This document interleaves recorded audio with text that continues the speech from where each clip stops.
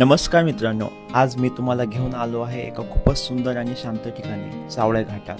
या ट्रिपला मी माझ्या मित्रांसोबत आलो आहे आणि हा प्रवास खरंच अविस्मरणीय आहे.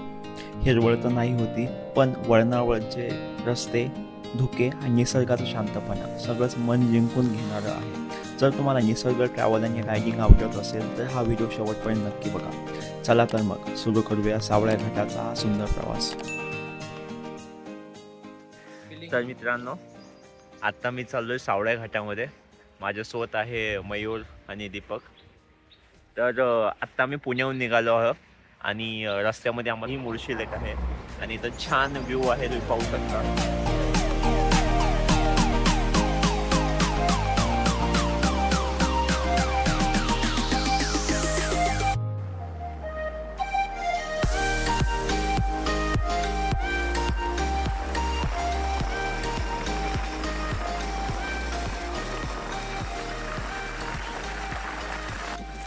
महाराष्ट्रामधले जे काही ब्लॉग्स आहेत ते मराठीतच पाहिजे.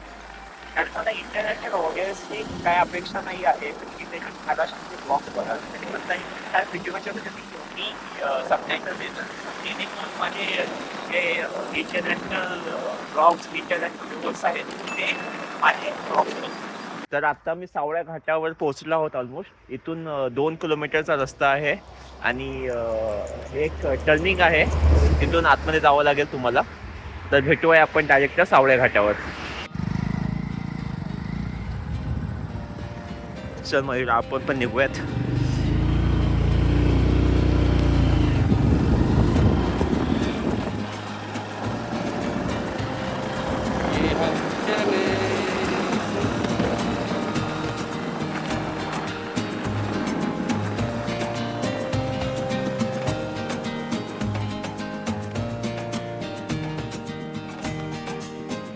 मित्रांनो, आपण आता सावळे घाटात पोहोचलो आहोत.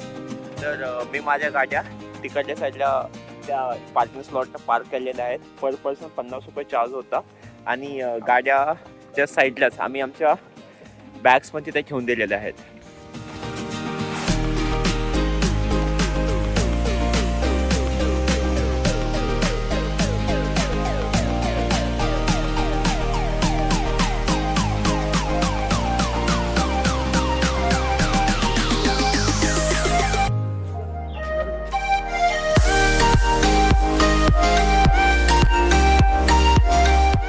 तर आत्ता आम्ही सावळ्या घाटात पोहोचलो आहोत.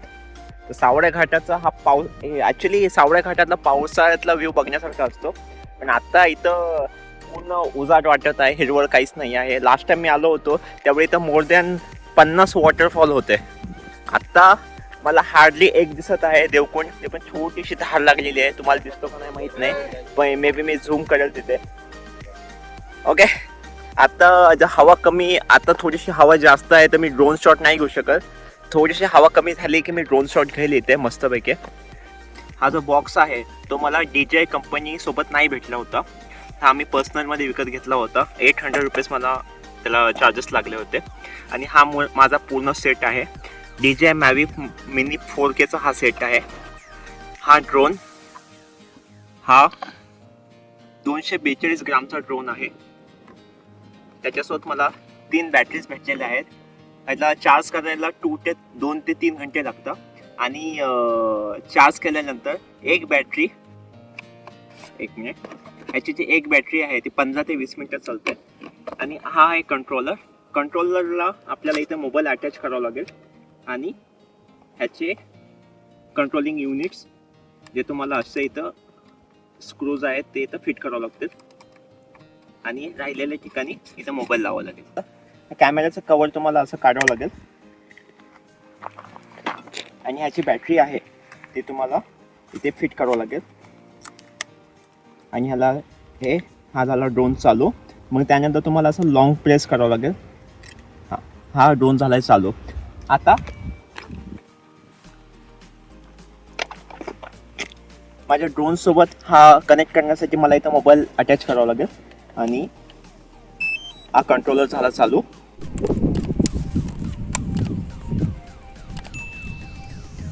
चालू केला.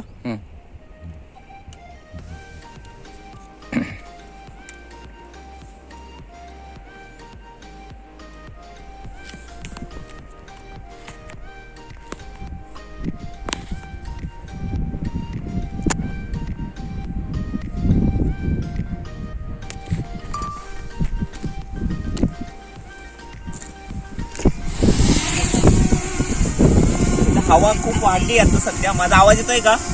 सध्या इथं हवा खूप वाढली आहे, तरी पण मी शॉट घ्यायचा प्रयत्न करतो.